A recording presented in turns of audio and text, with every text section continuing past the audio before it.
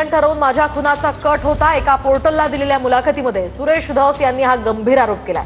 राजस्थानातनं बिश्नोई समाजाची काही लोक मुंबईत आणली आणि खोक्यानं धसांना हरणाचं मांस कसं पुरवलं त्या संदर्भात त्या माणसांना सांगितलं गेलं असं सुरेश धसांनी म्हणत बिश्नोई समाजामध्ये मला विलन करायचं होतं, त्यामुळे हत्येचा कट असल्याचा गंभीर स्वरूपाचा आरोप सुरेश धसांनी केलाय। सुरेश धस यांचा खळबळजनक दावा। सतीश भोसले उर्फ खोक्या प्रकरणात मला अडकवण्याचा मोठा प्रयत्न करण्यात आला। परळीचे मुंडे माझ्या मतदारसंघात आले आणि म्हणाले धसांना खोक्यानं हरणाचं मांस पुरवलं।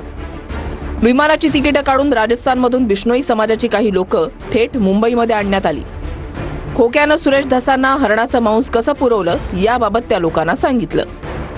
बिश्नोई समाजामध्ये मला विलन करायचं होतं।